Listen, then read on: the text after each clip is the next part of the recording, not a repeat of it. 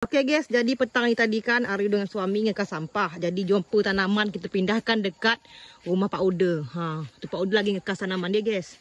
Jadi tadi Aryo tu jumpa apa guys sini itu rumah Pak Oda. Belum bercat sepenuhnya guys, masih kurang cat. Jadi Aryo jumpa pelam samping rumah tumbuh kan, kita pindah samping rumah Pak Oda biar dia sihat situ. Ini ubi yang kami tanam kemarin guys, bapak-bapak besar pokok dia. Pak Oda lagi apa Pak Oda? Campur rumputnya. Pak Oda lagi campur rumput guys. Dia pokok ubi dia tu lah, bulu-bulu anu. Tinggi. Ini apa? Dia pada semayan apa ni? Tak hidup semayan Pak Oda. Lada dia tu. Lada. Makan di anu itu kan semut. Iya. Makan semut ada Pak Oda guys. Jadi ini pokok durian yang ada tanam kat Pak Oda kemarin. Kalau macam gini perkembangan dia hidup guys, rasa-rasa Aryo. Hidup. Ini bercangkuk ni guys, cepat berbuah dia. Dapur Pak Oda guys. Dapur Pak Oda planter dia belum sempat kita buat kerana suami lagi pasang pelapon kan. Lepas itu drum kat rumah Aryo kita kasih Pak Oda sebiji biar Pak Oda bisa nampung air hujan. Macam gitu Lepas itu Aryo tadi mindahkan apa lagi guys kat rumah dia. Ini sampai rumah Pak Oda.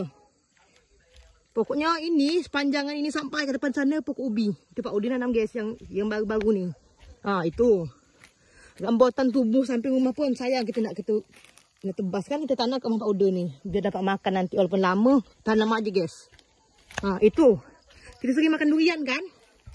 Tumbuh kat rumah Aryo guys. Jadi kita tanam kat sini.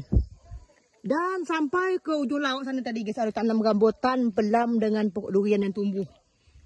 Nanti walaupun lama kita tunggu je guys. Ini pindang lebat, beluyut. Nanti tak dapat kita makan, orang lain dapat makan. Tak apa-apa. Ini Pak Oda lagi depan. Pokok ubi kita guys, besar-besar tinggi. Sehat.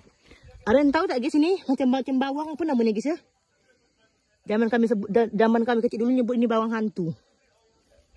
Hantu ada bawang. Okey guys, lanjut kita balik lagi.